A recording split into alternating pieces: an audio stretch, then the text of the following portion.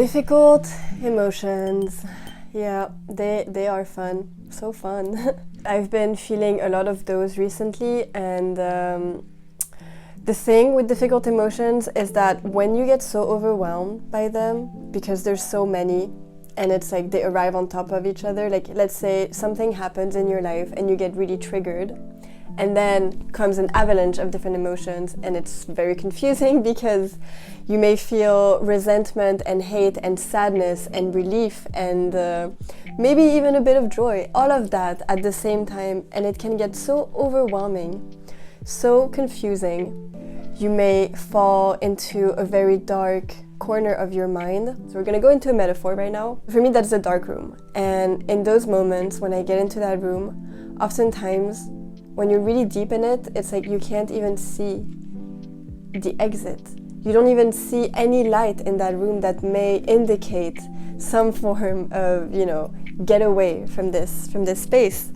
And that is when you can fall into despair, into hopelessness, thinking that, whoa, this is so scary and painful, and I don't know how to get out of it. I feel like I'm stuck.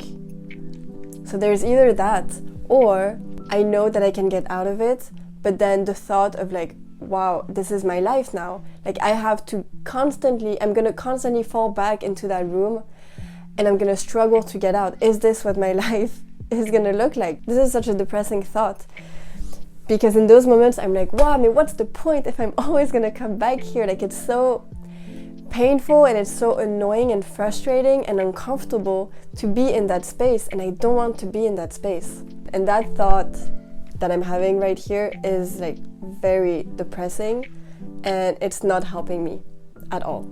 The goal is not just to get away from that room and like avoid going back to that space. It's more, we want to feel comfortable in that uncomfortable dark room.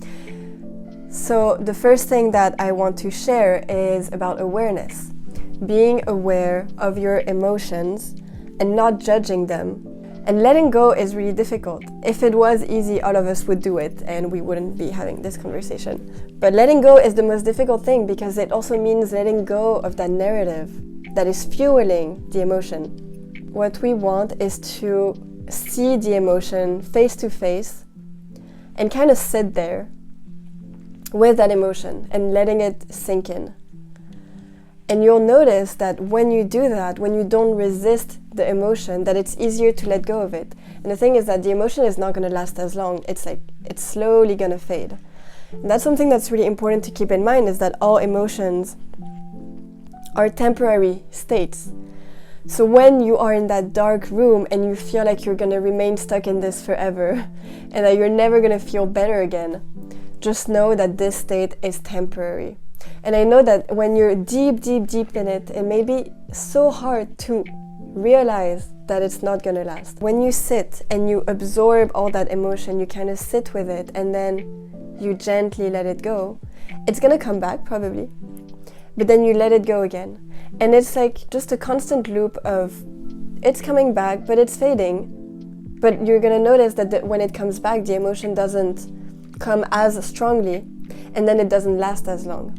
And this is the whole process of mindfulness. The practice itself is to be aware of the emotion, to accept it, and then you let it go. And through that, you'll notice that the dark room that we're in, it's not that scary.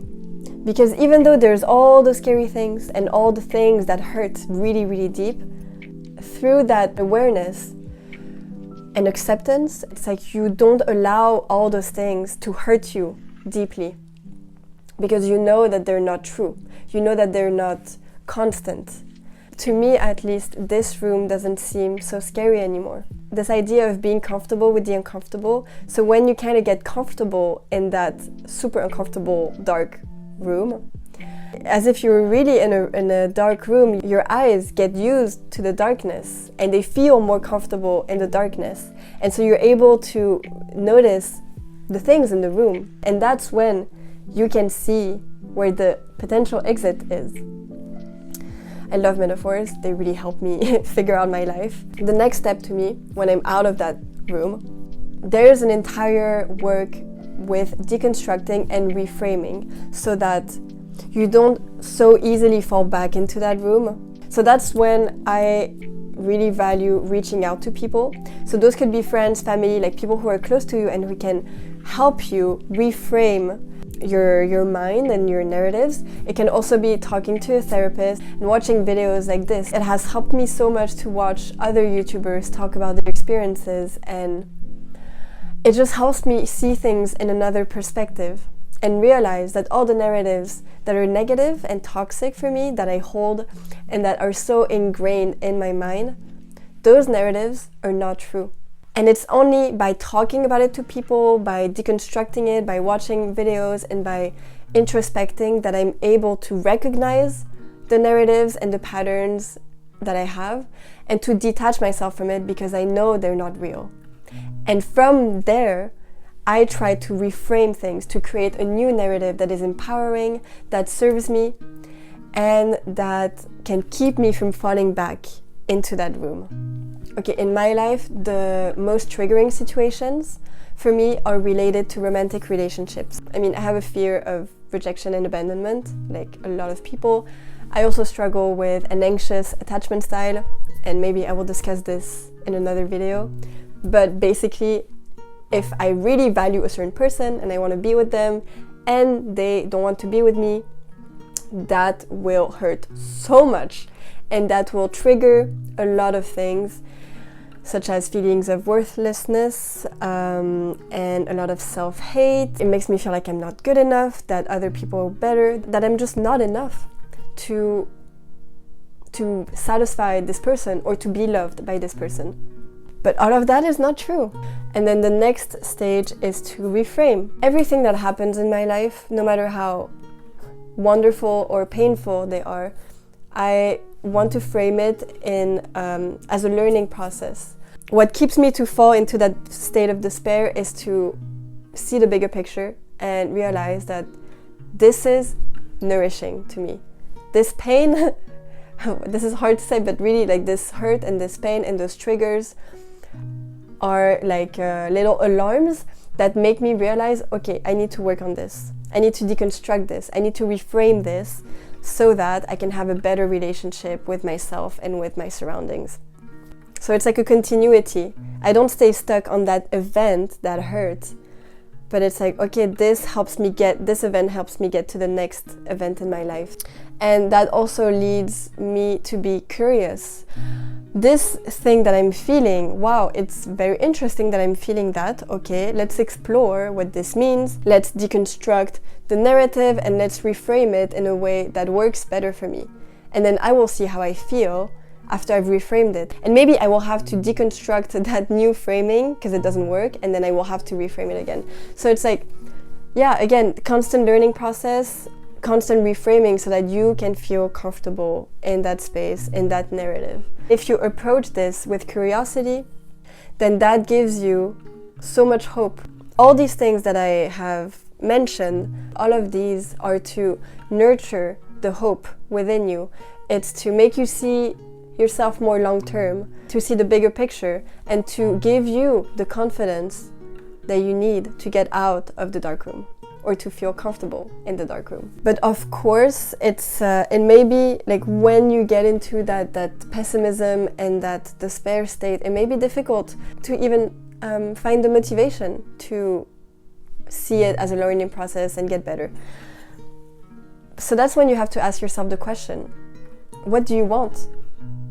What's your intention?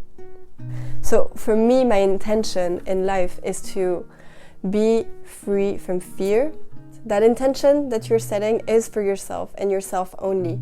This is for your well-being. It has to be aligned with your values and what you want out of life. So once you have set that intention, you really have to focus on yourself to do the things in your life that make you feel good. Doing some rituals, doing activities that make you feel good, spending time with people that make you feel good and safe, coming back to that safe space. Actually, I made a video on how to feel safe, which you can watch if you want. And the thing is that there is always hope. There is always a way out of the room. So that is what you really have to keep faith and really believe in. And also trust, not only trust yourself, but just also trust that this is part of a bigger picture, and that the human mind is capable of so many things. So even in the moments where you have no confidence in yourself, you feel like you're never gonna get out of this, and that you don't have the skills to get yourself out of this, just trust the human mind, because like you definitely have the capacity and the skills to get out of it, even if you don't realize it yet. And that alone is hope enough to get out of it. Even if it's really difficult, even if it's a lot of work, if you have that faith that you'll be okay, then you definitely will be okay.